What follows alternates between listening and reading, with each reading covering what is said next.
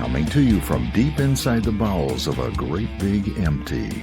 Get ready for another episode of The Home Defense Show with Skip Coryell. And that was Golden Glenn, the official announcer of the Home Defense Show, and I'm your host, Skip Coryell, author of 22 books, Marine Corps veteran, founder of the Second Amendment March, proud father of 7, grandfather to 20 and counting. And as a special bonus, I'm also madly in love with my own wife. My priorities in life are God, family, and country, in that order, and I hereby promise to never compromise in my convictions. I may go broke, but I'll never go woke. And joining me today is my faithful co-host, my adoring, my loving wife, Sara Coryell. Hello, glad to be here, as always. Yes. Did you notice anything different about the intro this week? No, sorry. That's horrible. That's why I like spontaneity. Oh my goodness. I always say grandfather to 19 and counting. Wow. Yes, no, I did notice that. Yes. Yeah. Well, that's very That is a big thing. significant. It's a big That's thing. a big deal. It's a big thing. I mean, my middle daughter, Kathy, she just let us know, about a week ago, something like Nonchalantly. Yeah. Even at that Oh, age. by the way, having Child another number 4. baby. That's right. She lives in Indiana. And actually, I have 2 daughters that are with child. Mm-hmm. One recently with child, that's Kathy, and Marissa, who is great with child, who is, due in about a month? Yep, something like that. Yep. Yeah, I always count as soon as, the baby is in the womb, I count that as a grandchild. Yeah. Because, hey, it's a life, it's there, Baby. it's gonna come out, it has a soul, and it's a life. It is. So, yeah. That is exciting for me. It's exciting for all of us. Yeah, Great. well, you're going to have to help me remember all of these names. That's part of your job, honey. The birthday's straight, though. I can't. They're in my little spreadsheet, but... Well, that's why God made spreadsheets, right? I guess so. Yeah, I don't know. I have to work on that, though. My poor grandkids. Or what is exciting you about life right now? Come on. Well, we've been building a schoolie for about a year and a half tell now. people what a schoolie is for those that are just tuning in and haven't been listening. It's a school bus that you make into an RV of your own design. I think in general, the idea is that you build it yourself, but we have this amazing brother-in-law. Well, yes, and he is building it for us in trade for the chassis. The chassis left behind of our 5th-wheeler. He wanted a gooseneck trailer, so we were very blessed. By his enterprising behavior. We got the better end of that deal. Yeah, he's amazing. So, yeah, he's been building us a school bus, and my whole idea was that all the water parts would be inside the insulation, so we could go cold places, and I didn't have to worry about anything freezing. This is a 4-season school bus, right? That's the idea, yep. Assuming that it works the way we had planned, so. Oh, it's I was just down there. It is looking fantastic. The lights are working, the fridge is working, the basically the air conditioner, the fan, the ceiling fan, everything electrical is working now. We haven't charged up the Nature's generator yet, but it's fixed so it can plug into shore power, either 30 amp or 110 outlet, which is really nice. Very exciting. And all he has to do yet is just the plumbing and the hot water heater. He's got like a lot of the pipes run. It's just not all finished up yet. Well, it's the plumbing, yeah. And he put in-floor heat in it. That was my request. I said I wanted like hot water in the floor, and he said, "Oh," and then he figured it out and did it. He's one of those guys. He's been working with his hands for his entire life. He can't do anything, but if you give him a challenge, he'll figure it out. He seems to really like a challenge, so I'm grateful for that. He's a hardworking Dutch farmer type. Yeah, he works like 60-hour weeks. It's not like he was needing another project, but and he's looking forward to retirement, and in his retirement, he wants to run a sawmill. So he built a sawmill while he was doing the schoolie and working 60-hour weeks and taking care of his own house and his daughter's house, which is on property, and his son's house, which is also on. He's just amazing. Plenty of time to sleep after you die. Yeah. Yeah. He's just. Maybe he Wow. won't sleep. Yeah. I don't know. Well, we're looking forward to that. And our first trip, hopefully, we'll be telling you about we're going on the road next month Well, that would be out great. of state. That'd be So great. we'll see what If we get it happens. insured and registered first before we Yeah, go. that's right. All that good stuff. But before we get too far, Sarah, what's on the show today? I think we have a good show. Today we're talking with Joel Fulton. He is the co-owner of Freedom Firearms in Battle Creek, Michigan, about carrying legally in post offices. It's always been illegal to carry in a post office. Yeah. So if you want to know if it's legal now, you better stay tuned. Oh, some news on that point, huh? All right. Then we'll be talking to firearms instructor and account executive from Delta Defense, Nick Pelkey, about the importance of training and being legally protected in the shootingclasses.com self-defense report. But before we get too far into the show, let's thank our sponsors, United States Concealed Carry Association, shootingclasses.com, Center Shot Indoor Gun Range, Trinity Training and Security, and Apple Tree Media. We're getting more and more sponsors, Great. more and more interest. So, hey, you folks, if you have a business that you want to advertise, hey, just let us know and we will give you some exposure. All right, Sarah, today, Mm-hmm. if you don't mind, I just want to take control a little bit here. Okay, then. And I want to, there's so much going on in the news right now. It's like there's been a news media blitz over the past couple of weeks. There are so many issues that are key, and I'm not being melodramatic, to the potential survival of the human race. Yeah, so Not big melodramatic. no, not Okay. being melodramatic. All It right. could actually happen. I'm Of course, serious. you're talking to an apocalyptic novelist, right? Yeah. So, And a longtime prepper. yeah, We're absolutely. finally starting to declutter a little bit, folks. You really should write him an email and say congratulations because this is huge. I don't like decluttering. I like keeping everything just in case I need it Yeah, like in you came out of the Great in the Depression and went afterlife or straight into the something. apocalypse. Yeah, Yeah. could be. But hey, I just want to go ahead and I'm just gonna ramble off some big news topics, and you and I are just gonna bat them back and forth, armchair quarterbacking, like you know, news and commentary. All right. Okay. Okay. All right. I'm ready. Got my Let's start with probably the biggest news item from this week is peace in the Mideast. ah. Now, folks, you have to understand that I'm talking to someone who never reads the news. So I did hear there was a little bit of something amazing that happened there. there's a kerfluffle over there in the Middle East. Well, no. I heard that there was some kind of a peace deal that got struck. Yeah. And my first thought was that everybody's going to think poor President Trump is the Antichrist now. That's kind of what I. Well, a lot of people already thought Yeah, that. but that's just going to be more fuel for the fire on that one poor guy. Yeah. Well, maybe that's true. Maybe it's but- the Antichrist. No, not that he's the Antichrist, I but just- that people will think he's the Antichrist.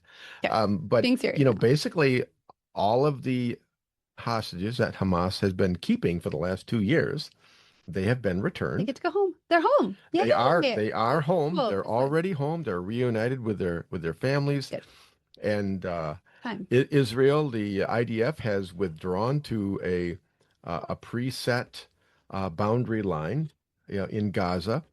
And phase one of the peace plan has been completed.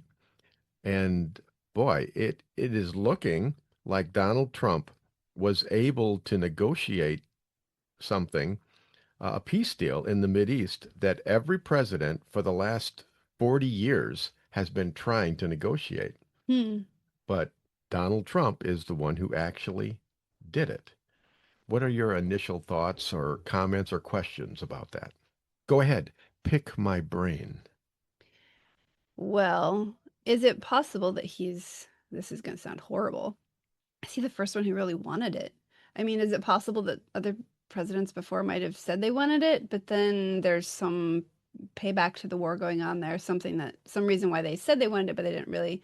And he came in and actually was like, no, we're not going to settle for Yeah. these other little buyouts or whatever. I don't know what they're doing on the side, but something. Actually, you know what, Sarah? I hadn't thought of that angle, but I think there could be some truth to that. He just seems so difficult to control in all the Yeah, normal ways, which is, I yeah, think, why the yeah. establishment just can't stand him. Well, I guess my initial thought was, why was he able to pull it off when 40 years of presidencies couldn't couldn't do it? What changed? I think something changed, and um, part of it is I think past presidents, I I don't think they were near as sharp. you know they weren't the sharpest tools in the shed, right? Or maybe they didn't care, or they had, like Barack Obama. What did he focus on? He focused on, healthcare and domestic policies and wokeism and all of that stuff. Joe Biden, he focused on, living in his basement, taking naps, things like that. So he wasn't even capable of doing something No. like this. But I think most presidents have just been like overwhelmed. Mhm. It's Well, like, there's a lot to be overwhelmed by. I oh mean, yeah, you yeah. need to be especially capable to be president right now. I mean, what did Donald Trump have to do before he could broker this peace deal? First, every Survive. well, yeah, but first, Iran had to be taken out of the mix Mm. because they've been the number one sponsor of world terrorism for decades. Mm. And do they have a nuclear weapon? Do they not have a nuclear weapon? Donald Trump just said, "All right, let's let's get rid of Iran. Let's take him out of the mix." And he went there and he just bombed the heck out of them and got rid of their nuclear capability. So okay, one less thing. Mm. Okay. And all the other, like the terrorist groups that Iran was supporting, what are you going to think when your boss gets the crap kicked out of him on the world stage? Yeah, it's gonna slow you down a little bit. Yeah, it's gonna slow them If down. nothing else. I mean, at least they'll make them sneakier. And Yeah. they're just gonna have to be more And then careful. in addition to that, in the past, when the Islamic terrorists have attacked Israel and done some, heinous bad things, it's always been the US president that would say, okay, now calm down. Don't overreact. We don't Oh, want to a war Israel? over. Yeah, to Okay, Israel. Israel to calm down. Holding Israel's leash and saying, "Don't do it, or we won't support you, Me, or whatever." we're friends to Israel. That part never Exactly. really quite. That's two-faced, talking out of both sides of their Yeah, my mouth, right? teenagers would tell you any of that. Yeah. But Donald Trump, it all comes from his book. If you want to understand Donald Trump, read his book, The Art of the Deal, Mhm. and you'll understand that he always negotiates from a position of strength. And if he doesn't have the position of strength, he won't do the deal. He'll get the strength and then do the deal, or he just won't do the deal. But basically, he did something that no other president has done. He said to Benjamin Netanyahu, he said, "Go ahead, kick their butts, take names, and do what you got to do to ensure your own peace. You have to do that, or Mhm. you're not really a sovereign nation." I wonder if I don't know what kind of school he went to, but this seems to me like back in the day, like if you were going back many decades, when the little boys fought on the playground, the little one who's getting picked on, his best solution is to punch back, right? To win. And maybe Donald Trump went to school in a place where he was, taught something along that lines where Well, his father was rich, so I think he went to a private school. I'm pretty sure he did. He went to a maybe just private school, New but York, right? I don't know. yeah, Maybe that was a little tougher, I but think he totally changed after his near-death experience.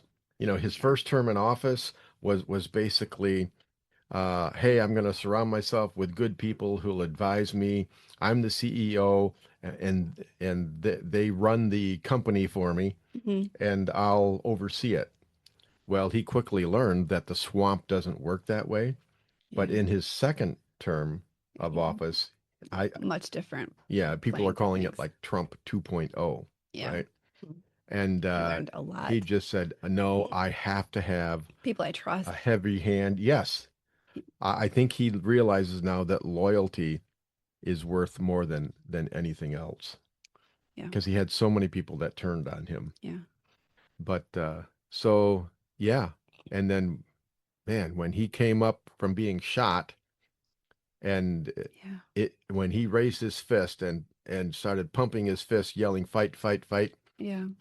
that won him the election, I Yeah. think. Amazing. And he gained respect at a level seen Appreciation. before. Like, Yeah, I want a leader that I can know is gonna fight for us. That's he what is the the president. leader for the time, just like Winston Churchill was the leader. Yes. Before World War II. But also something I think we forget. The president of the United States isn't our figurehead. He's not meant to be the most nicest guy on the planet who, Yeah. he's our pretty face to the world. He is our commander in chief. That's a different job. It's like when we're electing that president, we're not just electing the guy that we like the most or would like to have over for tea. You're never going to have the president over for tea. He runs the military. So pick the guy you want to run your military. And the military's job is to protect you from foes, foreign and domestic, Yeah. We went way long on this. Sarah. That was a long You just conversation. talk so much. Sorry. I'll work on that. All right. Well, we got some good stuff coming up. Okay. What's next, Sarah? Next, we are talking with Joel Fulton. He's the co-owner of Freedom Firearms in Battle Creek, Michigan, about carrying legally in post offices. Then we'll be talking with firearms instructor and account executive from Delta Defense, Nick Pelkey, about the importance of training and being legally protected in the shootingclasses.com self-defense report. In the meantime, God bless and stay safe, and let's hope that there's no war in Russia or Taiwan, wherever. But hey, peace through strength, because we will be right back. Firearms training should be easy. Instructors can focus on teaching and not worry about all the complex paperwork and management behind the scenes. Just pull the trigger and let us do the administrative work. Welcome to shootingclasses.com. At Center Shot Gun Range, we are passionate about training. Don't know where to start? We offer a 1-hour new shooter seminar to introduce you to the world of firearms and help you find training opportunities specific to you. Concealed carry, home defense, firearm safety, AR-15, private one-on-one training, custom training, or maybe you're on a security team looking to protect your church or business. We even offer weekday morning and evening classes. Center Shot Gun Range has you covered. Start your journey at centershotgunrange.com. Firearms training should be easy. Instructors can focus on teaching and not worry about all the complex paperwork and management behind the scenes. Just pull the trigger and let us do the administrative work. Welcome to shootingclasses.com. Attention business owners. Are you leaving your website open to security issues and hacking due to a lack of maintenance or overseas outsourcing? Don't let that happen to your business. Choose experienced U.S.-based website developers that can customize your website to fit your specific needs. Appletree MediaWorks has been growing businesses online since 2009. With over 80 years of combined experience, their team conducts constant research and development to keep up with ever-changing online threats. Your website deserves the best protection available. Call Appletree MediaWorks today at 877-977-1364 to keep your website secure and grow your business online. Or visit appletree.media. Avoid danger, save lives, and keep your loved ones safe. If this sounds good to you, you sound good to me. And I'd like to help you do those things. Avoid danger, save lives, and keep your loved ones safe. If you're looking for more excitement in your life, we have nothing to offer you. But if you are a thoughtful, responsible, nonviolent man or woman, we'd love to teach you what to do if something crazy happens. More importantly, we'd like to teach you what not to do. We currently have over 500,000 members. They are doctors and single moms and firemen and grandmothers and veterans and Democrats and Republicans and members of every faith. But the one thing they all have in common is that they know exactly what to do if something crazy happens. When you're with one of our members, you are safe. Our members know how to de-escalate situations. They know how to calm things down. We are the United States Concealed Carry Association. See what we're all about at usconcealedcarry.com. Discover the little-known backstory of the U.S. Concealed Carry Association at usconcealedcarry.com. In today's world, safety and preparedness are more important than ever. At Trinity Training and Security, we offer comprehensive training for your peace of mind. Whether you're obtaining your concealed pistol license, mastering CPR and first aid, or engaging in scenario-based training, we've got you covered. We look forward to working with you in one of our classes or bringing the class to your church, school, or business. Need security for an event? Protecting your assets? Our team provides private security, close protection, media crew escorts, high security terminations, and more. Always with discretion and professionalism. With Trinity, safety is more than a service. It's a commitment.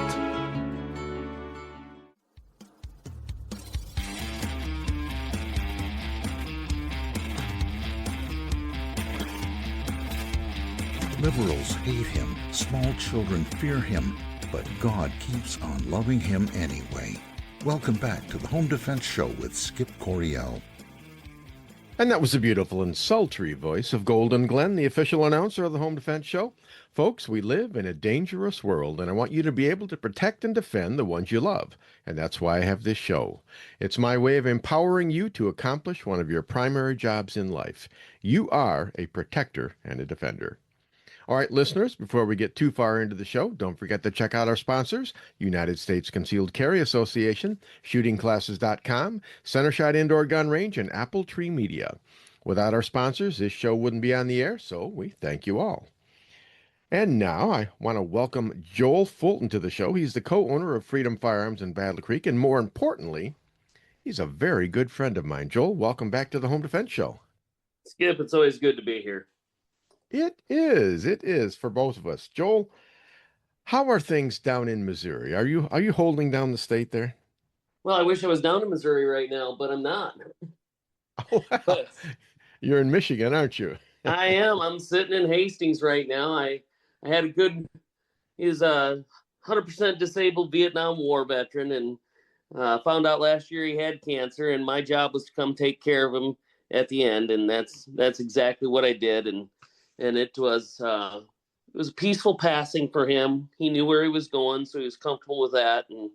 And you know, he was a good friend of 20 years, and I'm going to miss him. But I'm also needing to get back home to my wife. I think I'm going to leave tomorrow morning. She's been holding down the fort out there, so I think everything's all right as far as I know.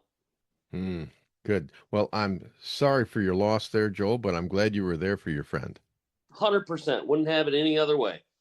All right. Well, today we are here to talk about I think this is big news. It seems big to me. You brought this to my attention, and I'm just going to go ahead. I'm going to read a couple of paragraphs of this article that you sent me, and then we're going to talk about it, okay? Sounds good. This is from USA Carry, I believe. It says, Judge rules United States Postal Service gun bans are unconstitutional at ordinary post offices. A federal judge in the Northern District of Texas has ruled that the long-standing federal ban on firearms inside United States post offices and on surrounding postal property is unconstitutional as applied to members of the Firearms Policy Coalition, the Second Amendment Foundation, and two named Texas plaintiffs. Chief District Judge Reed O'Connor granted summary judgment to the plaintiffs, striking down 18 U.S.C. 930A and 39 CFR 232 as applied to the prohibition on carrying firearms for self-defense at what the court defined as ordinary post offices. These are standalone post offices not located on military bases or inside multi-use federal facilities that house other government functions where firearms would otherwise be prohibited. So, Joel, I'm not a lawyer, you're not a lawyer, but what does this mean to the average citizen? Well, the average citizen, first of all, understand that if you just go into a post office and you're carrying your firearm, you could still be subject to criminal penalties because it's specific to the two Texas plaintiffs, or if you happen to be a member of the Firearms Policy Coalition or the Second Amendment Foundation.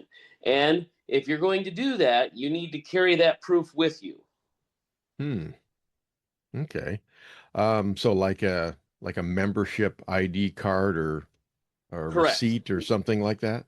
Membership ID card, some certificate that says, yes, I'm an ongoing member I became a member. Firearms Policy Coalition. I think you can join them for as little as $3 a month, and it just bills your card $3 every month. I'd say that's worth it to be able to go to my local post office without having to sit there and arm, disarm, park off property. Yeah. You know, in Battle Creek, if you go to the post office, there's not a whole lot close to park off property. You're walking 2 or 3 blocks to get to the post office after you park your car. Yeah. Yeah, that has always been, it just sticks in my craw because it's like stupid. It's totally stupid. Geez, And the when was judge it? agreed. Well, yeah, yeah. It's just terrible. I've parked like, 300 yards away and then walked to a post office before. I mean, I just it's ridiculous, and they've actually sent people to prison for violating that, haven't they? They have. And so basically what the judge said is you can't ordinarily disarm citizens in public places where you're not providing any sort of security or protection. So, for instance, that's why the other federal facilities, mixed use, or military bases were excluded, because it's presumed that at those places there's plenty of security to protect you. I'm not certain that I agree with that, but nonetheless, that's the presumption. Well, yeah, I mean, we have shootings at military bases from time to time. They're well protected, but people still die. Yes, well, and that would be due to some policy changes that happened clear back in the 90s when our military bases, other than security personnel, were disarmed. So some of that has changed as well. It's more than that. It's not just the practical concern of I need to be able to protect myself. There's also the concern that, hey, you're violating the Constitution and the Second Amendment when you disarm me when I go into the post office. Which I think is the primary thrust of each of these cases. And unfortunately, when you are dealing with legislative situations where we've got policies that have been made at the federal level, whether it's been allowed by legislation in the Code of Federal Regulations and the proper posting and all that process they go through, then you have to start dismantling that one at a time through the court systems, which, again, takes a long time. And I think for those of us who see things in black and white or absolutes, it's very frustrating. On the other hand, the whole purpose of the wheels of bureaucracy, at least moving slow, is so that they can't ramrod stuff through on you. And if you're paying attention, can hopefully head it off at the pass, so to speak. Yeah.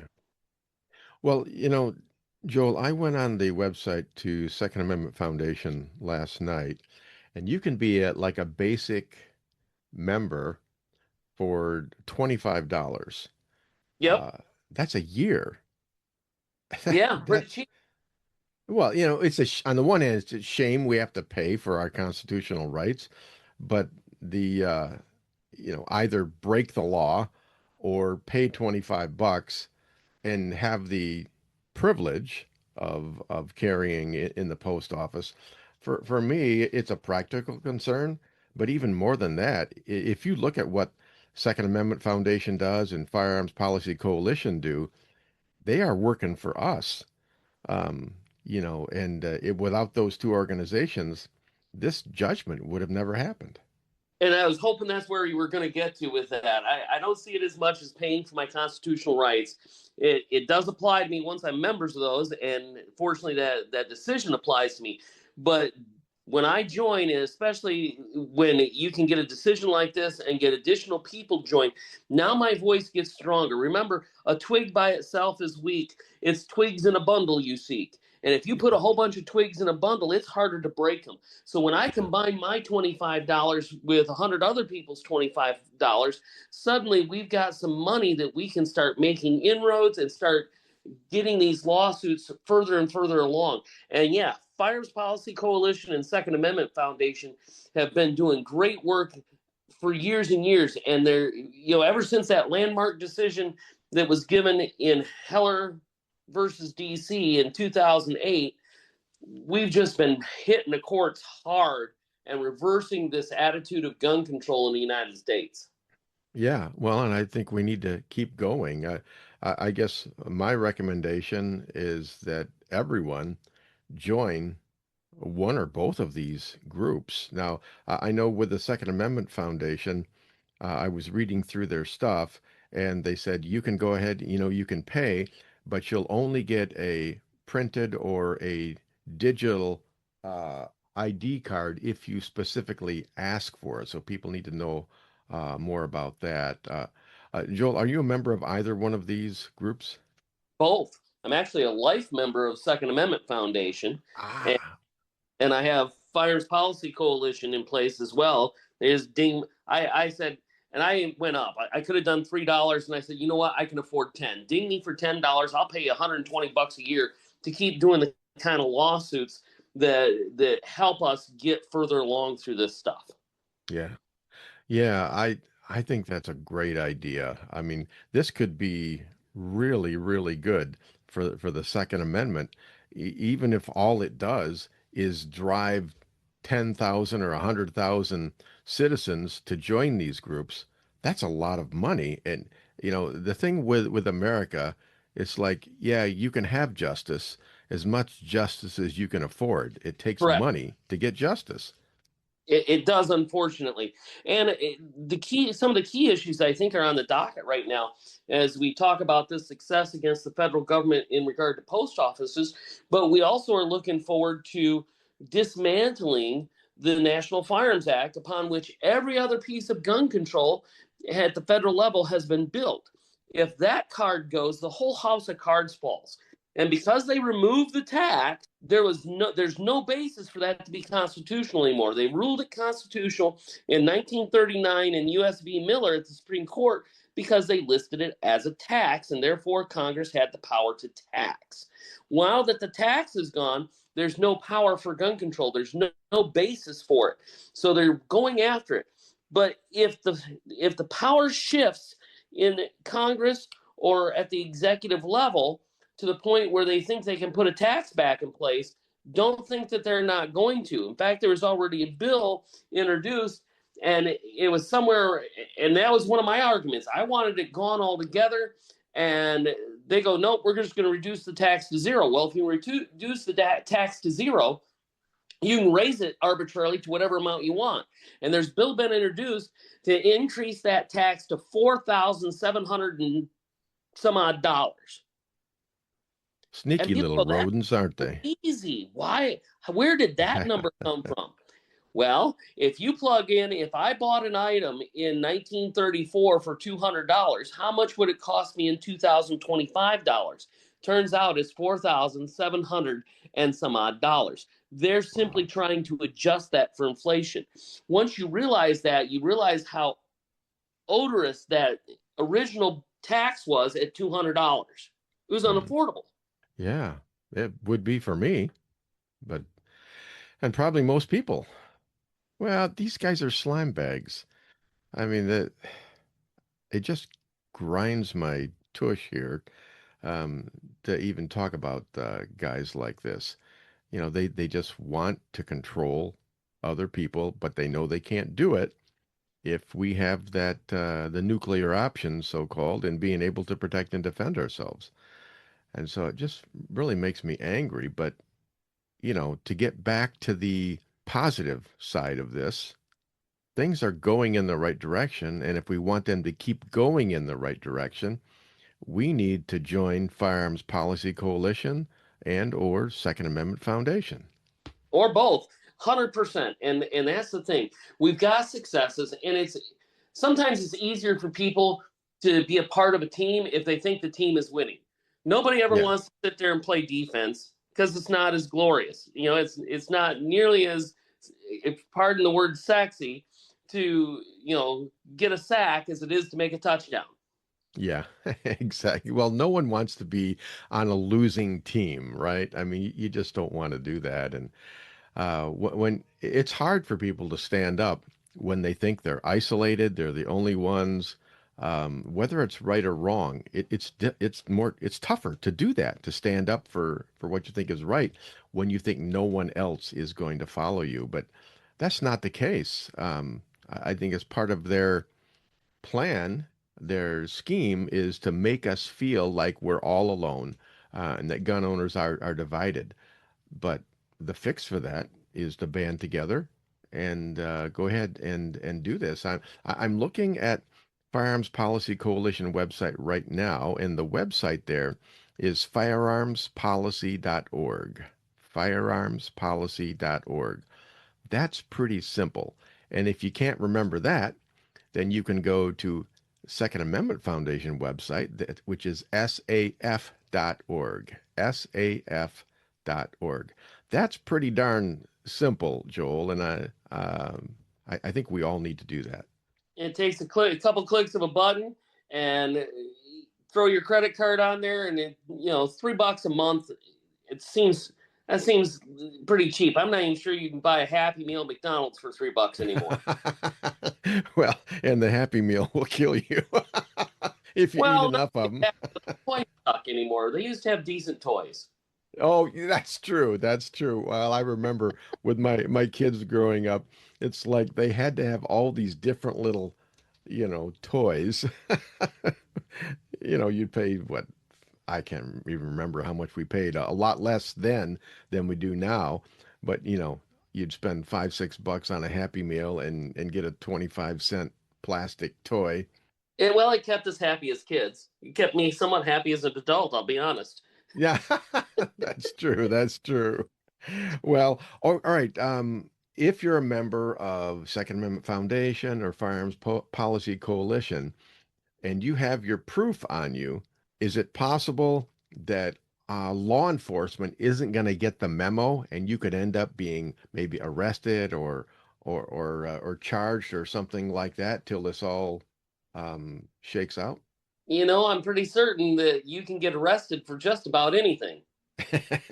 Yes. And look, as we have learned a long time ago, you can challenge the officer on the street, but in the end, you can beat the rap, but you will never beat the ride. I have no idea how many it's going to take me, but I know exactly how many they're going to use, and it will always be enough. Because if it's not enough, they're going to call more. I remember an incident several years ago with a Battle Creek police officer who shall remain unnamed because he actually turned out to be a decent friend. He'd already been shooting at the gun shop as a Kalamazoo officer, and then came over to Battle Creek. And I walked out of the bank. He had been in there, and I had said hi to him. And I walk out, and he's just standing right off to the side of the column, the pillar in front of the bank. And I said, "What's up?" He said, "Tell me you're not carrying." I'm like, "Well, I could tell you that, but it's not true. I'm carrying. You can tell that." He's like, "Joel, you can't do that in a bank." And I looked at him, I said, and I called him by name. I said, "Well, you're wrong. Yes, I can." Oh, man. Do you know what the worst thing to say to a police officer is? You're wrong. Oh, my goodness. I watched his neck get red right from the base of his collar and go all the way to the top of his bald head. And he said, "Come to the car with me." I'm like, "Oh, crap." Okay. So we go over to the car. I said, "Look, you can look it up, but you're going to find out I'm correct." And he suddenly got a call. He goes, "I don't have time to fool with this right now. I'm going to give you the benefit of the doubt." And so he takes off. Well, he must have found out I was correct somewhere along the line because he never came back. And I thought, the next time I get pulled over for not wearing my seatbelt or speeding, now I'm getting a ticket. Yeah. You could be right. About 2 months later, he was on a chase, come around Phelps Road right next to the gun shop, and they had torn it up. It was nothing but mud. They both buried their cars. They both jumped out. He grabbed the suspect, and they both went face first in the mud. Quite amusing. But I come out. It was just as we were closing the shop, and I saw him. I waited for things to calm down, and I said, "Hey," I said, "you can wait till after shift and tomorrow morning, but you really don't want to wait that long. Your gut is covered with mud." I said, "Would you like me to take that inside, put it in a sonic cleaner, and get that cleaned up so nothing bad happens to your firearm?" He goes, "You do that?" I said, "Yeah, I'd be happy to do that for you." Good. Like, whew. Yeah. Joel, I've had a lot of people tell me that I can't carry in a bank. of any kind. Explain to the everyday carrier what are the restrictions on banks, because I know that's not true. Yeah, it's completely not true. It's not even listed in any of the off-limits places in concealed carry. Open carry, it is listed. You can't carry in a bank or a financial institution openly carried unless, and then you go down to where the exceptions are at, and it says unless you have a concealed pistol license. Mm-hmm. So not only can you carry concealed inside a bank, if you have a concealed pistol license, you could carry open inside a bank. Now, having said that, I would like to think most of us will use common sense in today's world and never carry openly in a bank because it's stupid. You're only going to rile people up, get phone calls to law enforcement, waste 911 resources. Just don't do it. It's stupid. Carry concealed. Yeah, it's a shame that it's that way. You know, I think one of the things that made people think that you couldn't carry in a bank is there are a few banks, I think there are only two in the state of Michigan that are considered Federal Reserve banks, and that's supposedly where they store the gold, where you can't carry there, but it's actually a federal facility. Correct. And that has to do with it being a federal facility. Just because they're FDIC insured doesn't make them a federal facility. Absolutely. All right. Well, more than a gun shop is a federal facility because I'm a federally licensed gun dealer. Yeah. Good point. Well, Joel, any final words on this? What do you want the people to do? Well, I want the people to join FPC. I want the people to join Second Amendment Foundation. I want the people to join whatever other firearms rights organizations are doing great work, whether it be in the courts or in the legislature. The NRA, frankly, is starting to make a comeback. I'm a benefactor life member, have been for some time. I'm pleased to see that they're finally getting themselves hopefully on the right track after the fiascos that they've experienced, because it was not good for us for them to go down in the manner in which they did, because the NRA was always the 900-pound gorilla on the block. Yeah. And we lost that. And then suddenly you got legislators losing their fear of firearms owners. Join those organizations, be a member. I get that it's a little bit extra out of the pocket, so you're going to shoot a box or two less of ammunition, which, I'm taking money in my own mouth then. Well, Joel, I want you to know that we are almost done converting our school bus into an RV. So we're going to be visiting you down there in Missouri, but I won't just show up on your doorstep. I will give you plenty of notice. You're one of the few that could just show up on my doorstep, though. But I want to call first, but yeah, I want to announce myself because I know you're a pretty good shot. I do too. Pretty fair. All right, Joel. Okay, that is again Second Amendment Foundation, SAF.org, and then Firearms Policy Coalition, firearmspolicy.org. So join one or both of those and help us advance this, and we'll make it even better. And in the meantime, you'll be able to carry in the post office. All right. Well, Joel, thank you very much for being on the Home Defense Show today. Always a pleasure to be here, Skip. All right. This is Skip Coryell on the Home Defense Show. Coming up next, we'll be speaking with National Firearms Instructor in the ShootingClasses.com Self-Defense Report, where we get some expert advice on the details of self-defense. But during the break, I want you to log into Rumble.com and search on the Home Defense Show. I've posted a series of entertaining and educational videos there just for you. Check them out, and don't forget to like, share, and follow. God bless and stay safe, because we will be right back. Firearms training should be easy. Instructors can focus on teaching and not worry about all the complex paperwork and management behind the scenes. Just pull the trigger and let us do the administrative work. Welcome to ShootingClasses.com. At Center Shot Gun Range, we are passionate about training. Don't know where to start? We offer a 1-hour new shooter seminar to introduce you to the world of firearms and help you find training opportunities specific to you. Concealed carry, home defense, firearm safety, AR-15, private one-on-one training, custom training, or maybe you're on a security team looking to protect your church or business. We even offer weekday morning and evening classes. Center Shot Gun Range has you covered. Start your journey at centershotgunrange.com. Firearms training should be easy. Instructors can focus on teaching and not worry about all the complex paperwork and management behind the scenes. Just pull the trigger and let us do the administrative work. Welcome to shootingclasses.com. Attention business owners. Are you leaving your website open to security issues and hacking due to a lack of maintenance or overseas outsourcing? Don't let that happen to your business. Choose experienced U.S.-based website developers that can customize your website to fit your specific needs. Appletree MediaWorks has been growing businesses online since 2009. With over 80 years of combined experience, their team conducts constant research and development to keep up with ever-changing online threats. Your website deserves the best protection available.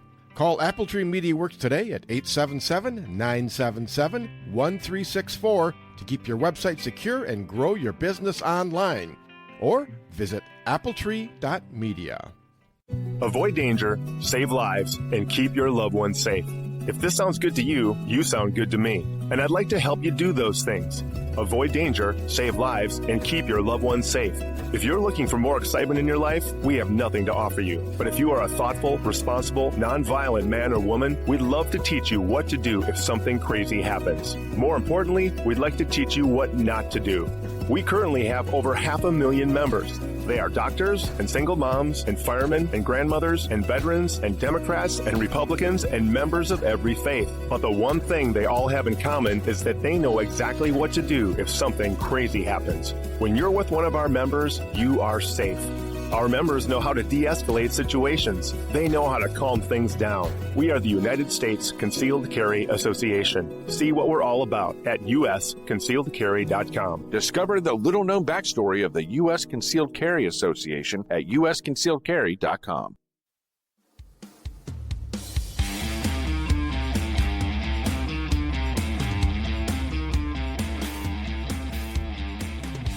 Some say his face is painfully ugly, and I agree.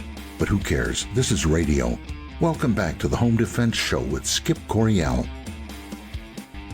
And that was the beautiful and sultry voice of Golden Glenn, the official announcer of the Home Defense Show, and I'm your host, Skip Coryell. Don't forget to check out our sponsors, United States Concealed Carry Association, shootingclasses.com, Appletree Media, and Center Shot Indoor Gun Range for all your training and equipment needs. And now it's time for our weekly self-defense report, sponsored by shootingclasses.com. And today we're speaking with Nick Pelkey, an account executive at Delta Defense in the great state of Michigan. Nick, thanks for coming on the Home Defense Show today. Warren, thank you, Skip.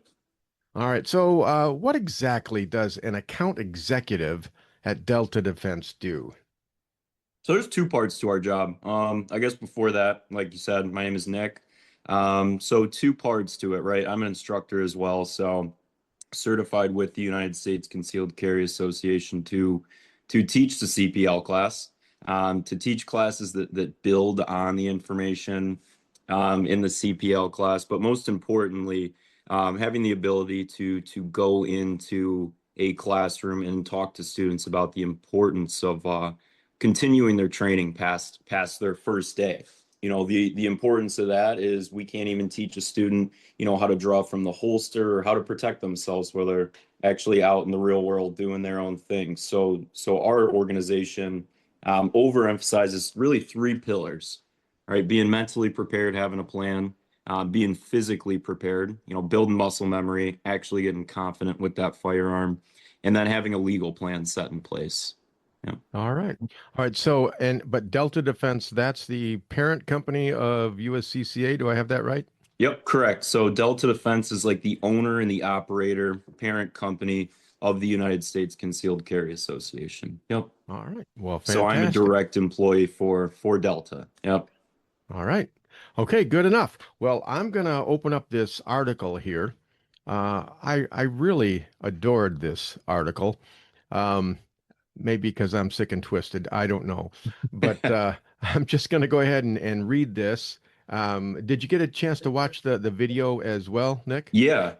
So this video I actually saw, I want to say a couple months back. I don't recall exactly when this incident occurred, but I had seen the video before you sent it to me. I'm thrilled to jump Okay. into it here. All right.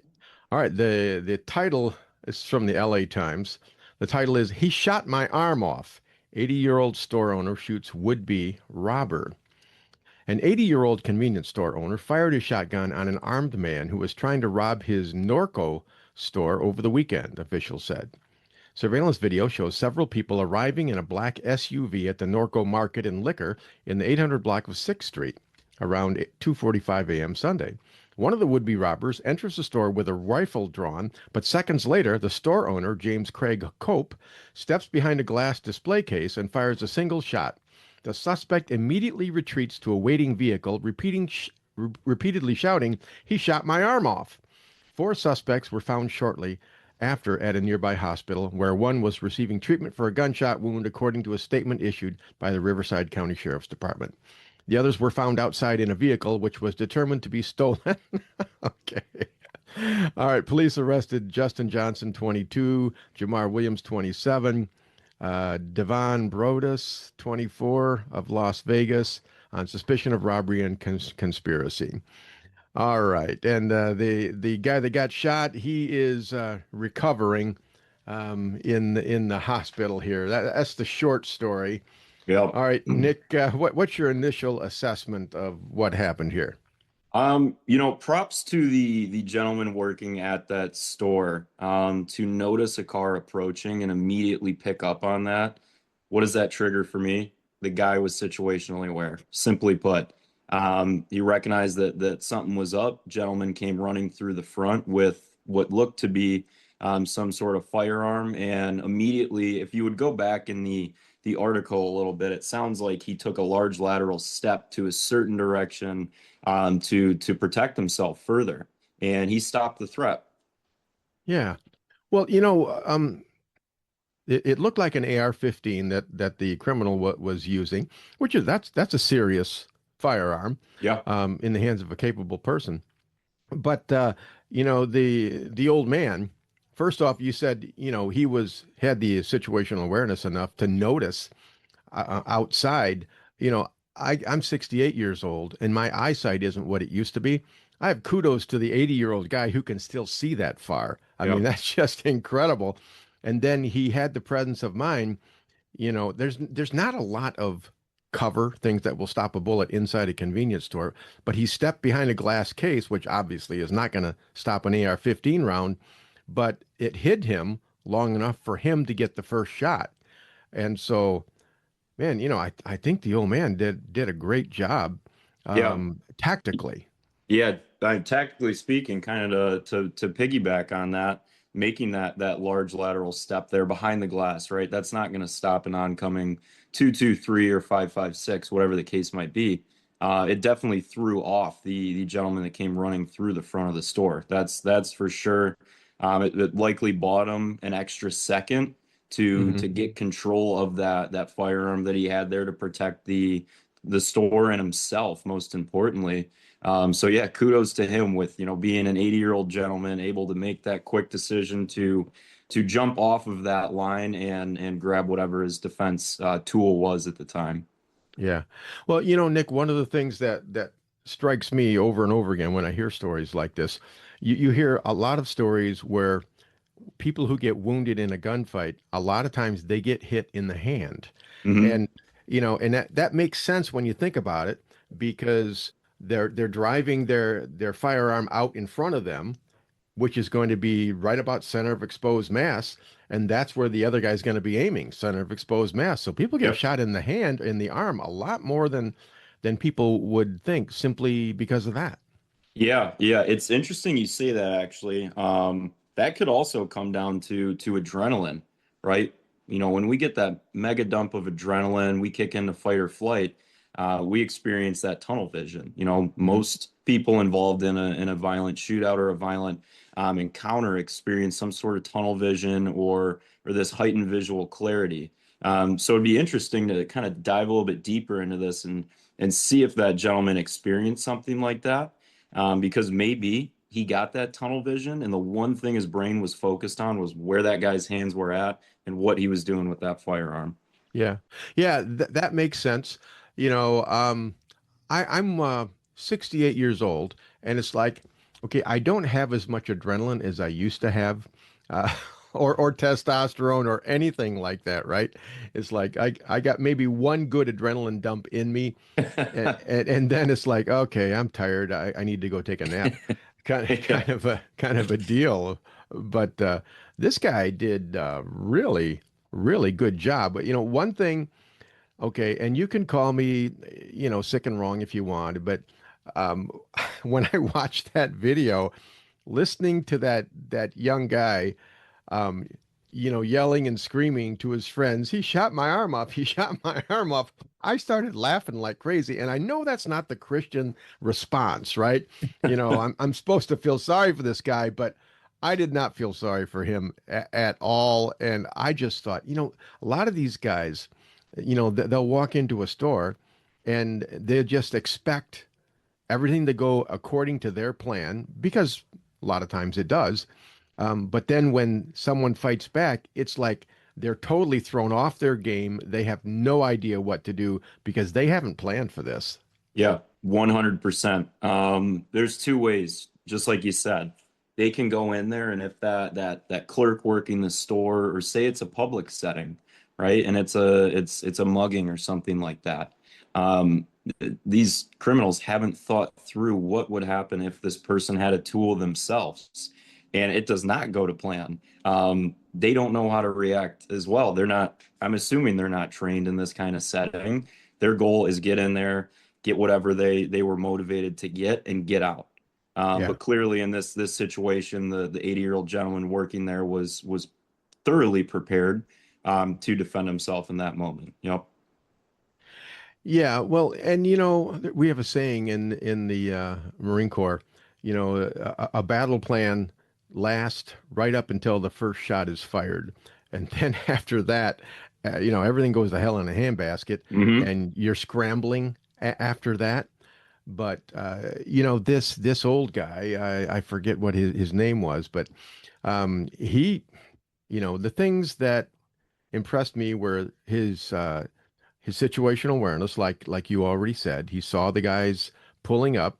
He got his firearm, which means it was staged someplace close by, and then he used concealment, not cover, but concealment. Yep. And then he was able to fight through the adrenaline or whatever else he was dealing with and make a good, decent shot. So, wow. Did I miss anything? No, I think you hit the nail on the head there. That can't be stuff like that reactionary period where our brain kicks into that higher power.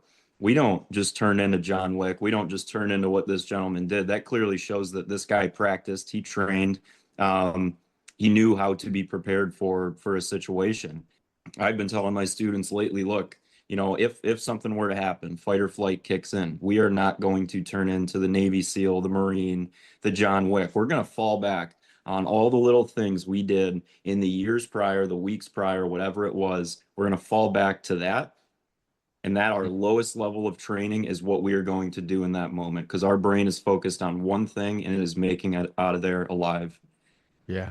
Well, when I did a deep dive into the article, okay, the store owner's name was James Cope, 80 years old, and the store had been robbed before.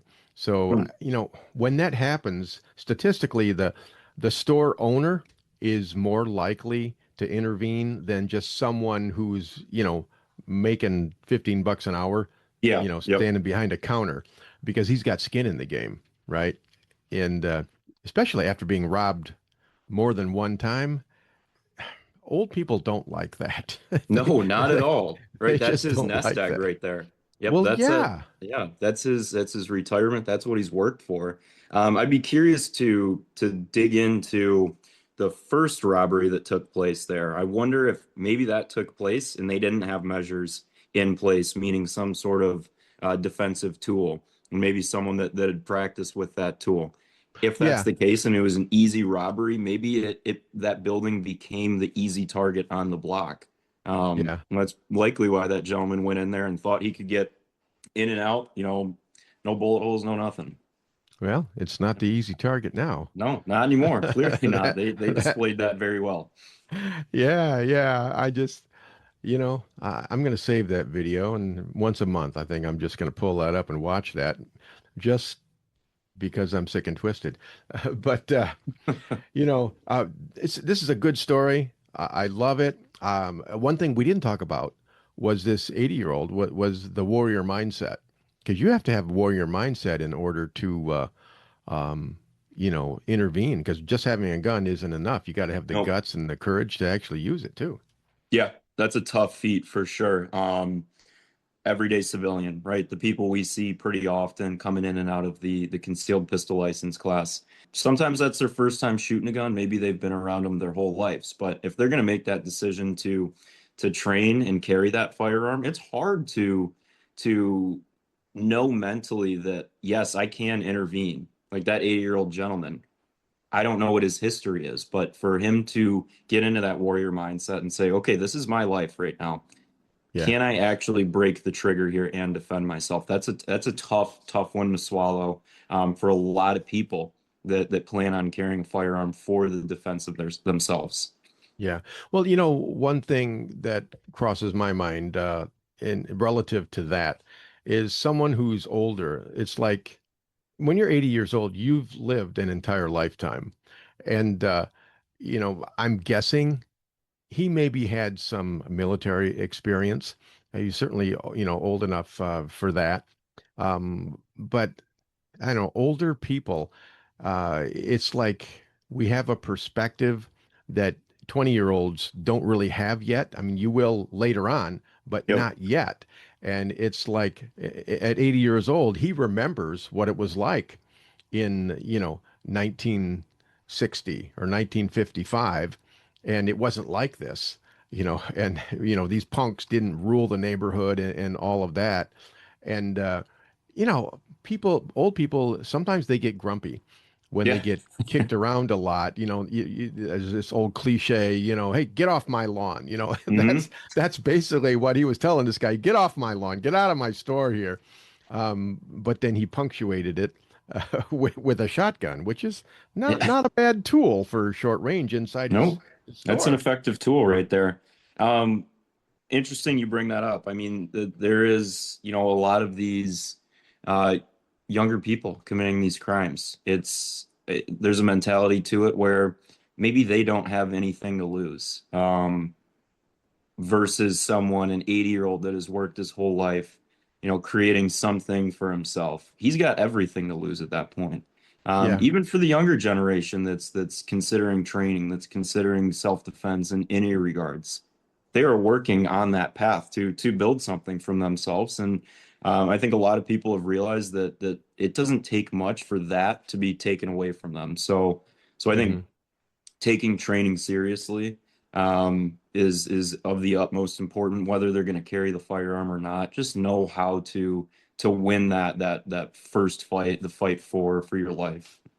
Well, okay, because USCCA is one of our sponsors, and shootingclasses.com, both shootingclasses.com, they offer a lot of training, from all over the country, and USCCA, you offer good legal protection as well as training.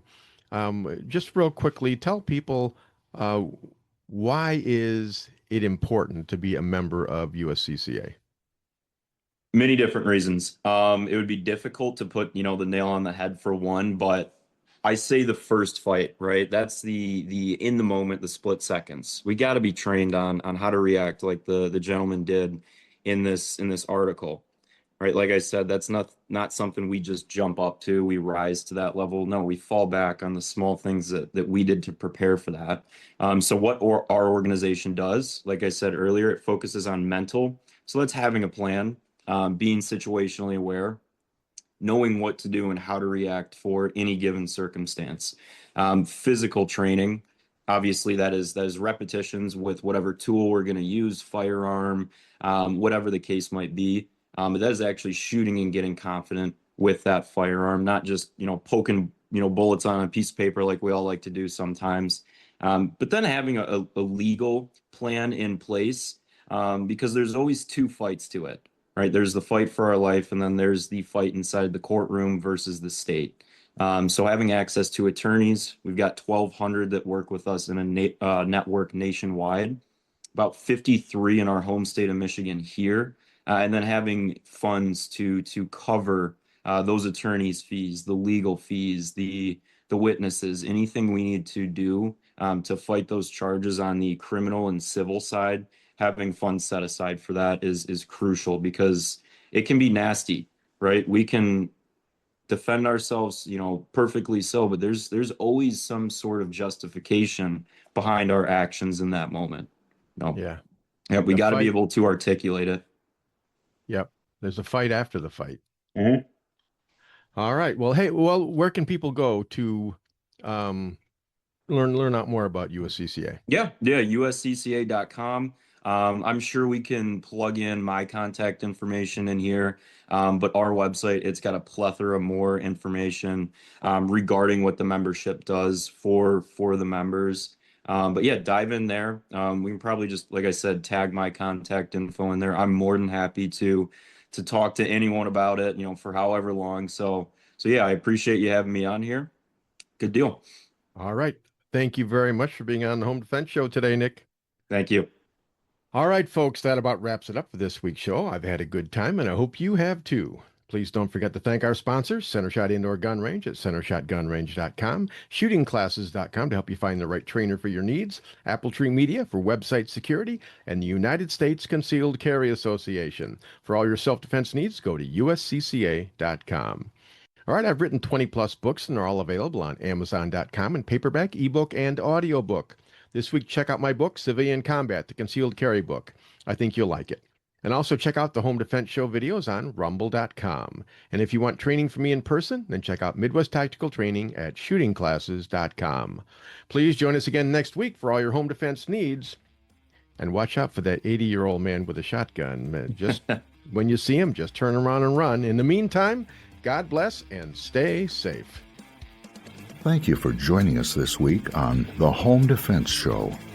Now, get out there and protect the ones you love. We'll see you next week with more of the best. Bye-bye, boys! Have fun storming the castle!